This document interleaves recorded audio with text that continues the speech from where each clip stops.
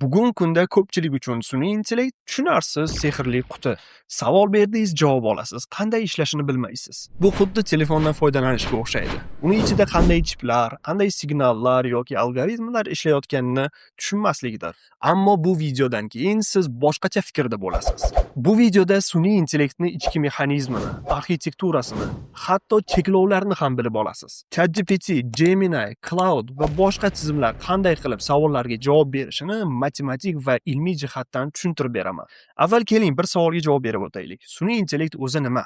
Oddiy qilib aytsak, bu inson bajara oladigan aqliy ishlarni kompyuterda takrorlanishi. Ilmiy tilda bu inson intellekt funksiyalarini simulyatsiya qila oladigan dasturiy va apparat tizimlarini majmuasidir. Hozirgi kunda siz ishlatayotgan ChatGPT, Gemini yoki Cloudning ichidagi modellar bu oddiy sun'iy intellekt emas. Bular LLM, ya'ni katta til modellari deyiladi. Bu nima o'zi? Qanday ishlaydi? Keling, buni analogi bilan tushuntiraman. Tasavvur qiling, sizda juda katta kutubxona bor. Ichida millionlab kitob, maqola, she'r va ilmiy ishlar jamlangan. Siz esa shu kutubxonaning har bir jumla, har bir so'zini o'qib chiqqansiz. Shunga ko'ra sizda juda ham kuchli til hissi paydo bo'ladi. Biror so'zni eshitishingiz bilan navbatda qaysi so'z kelishini taxmin qilasiz. Katta til modellari ham aynan shunday ishlaydi. U internetdagi barcha sahifalarni, kitoblarni, maqolalarni o'qigan va siz savol berganingizda savolingizga javobni eng mantiqiy yaqinlikdagi so'zlarga qarab turib tuzadi. Mana shu jarayon neyron tarmoqlari orqali amalga oshiriladi. Bular inson miyasidagi neyron aloqalariga taqlid qiluvchi matematik qatlamlar hisoblanadi. Mana shu yerda hamma e'tibor qilish kerak bo'lgan nuqtani aytib ketaman. Sun'iy intellekt sizni tushunmaydi. U sizni his qilmaydi. U shunchaki tokenlar, ya'ni so'z bo'laklari orasidagi munosabatni hisoblaydi xolos. Ya'ni bir-biriga o'xshash bo'lgan so'zlarni taxmin qiladi xolos. Misol uchun, siz Toshkent O'zbekistonning desangiz, sun'iy intellekt o'zini milliardlab parametrlari ichidan poytaxti degan so'zni keyingi eng ehtimoliy so'z sifatida tanlaydi. Bu matematik ehtimollik deyiladi. Hech qanday sehrgarlik emas. Endi sun'iy intellektni tarixga va kelajakka sayohat qilamiz. Ilmiy jamoatchilik sun'iy intellekt rivojlanishini 3 ta global bosqichga bo'ladi.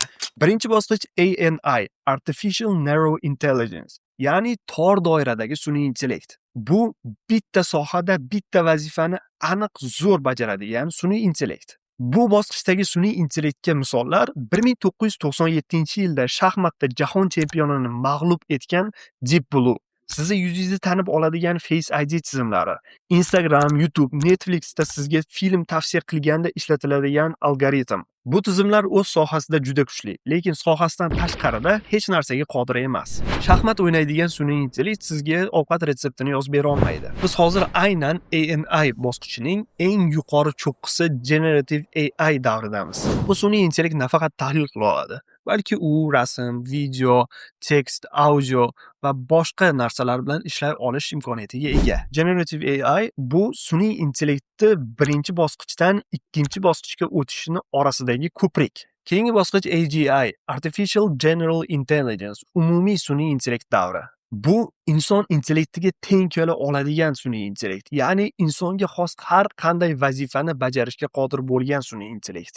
Yangi ko'nikmalarni o'rganish, ijodiy fikrlash, turli xil sohalarda ishlash va kontekstni chuqur tushunish. Bu bosqich qachon keladi o'zi? Ekspertlarning fikricha 2027-2035-yillar oralig'ida. 3-bosqich ASI, Artificial Super Intelligence, super sun'iy intellekt davri. Bu bosqichda sun'iy intellekt barcha sohalarda insondan ustun bo'ladi. Aynan mana shu bosqich ilmiy fantastikalardagi sun'iy intellekt qo'zg'oloni motivini shakllantiradi. Lekin hozircha bugungi kundagi hisob-kitoblarga ko'ra bu juda ham murakkab mexanizmlar va xavfsizlik protokollariga asosan tartibga solinadigan jarayon. Endi amaliy qismiga o'tamiz. Siz har kuni qaysi vositalardan foydalanyapsiz?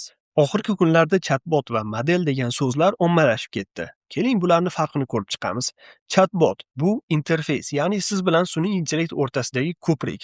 Bu foydalanuvchi yuzasi. Misol uchun ChatGPT, Grok, Cloud va boshqalar bunga kiradi. Model bu asosiy miya, hisoblash kuchi, sun'iy intellektning aynan o'zi. Bugungi kundagi top model reytingini ekranda ko'rishingiz mumkin. Biz bu 2026-27 yillarda sun'iy intellektdan nima kutishimiz mumkin? Multimodal modellarda inqilob. Matn, audio, video, 3D hamma narsa bitta modelda.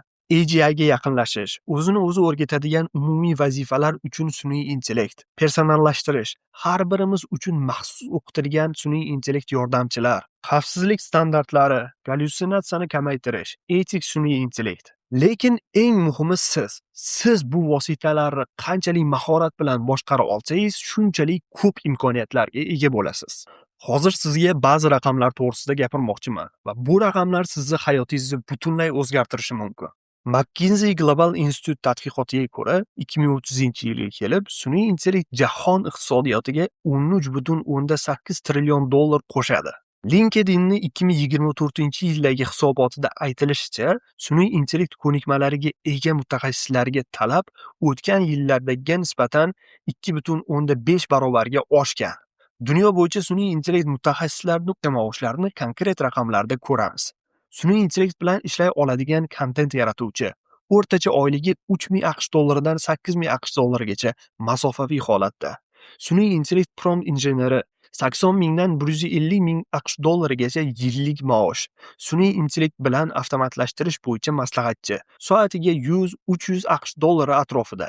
2020-yilda kompyuter dasturchilari bozorda noyob edi. 2015-yilda SMMni biluvchilar kam edi. 2010-yilda SEO mutaxassislari juda qimmat edi.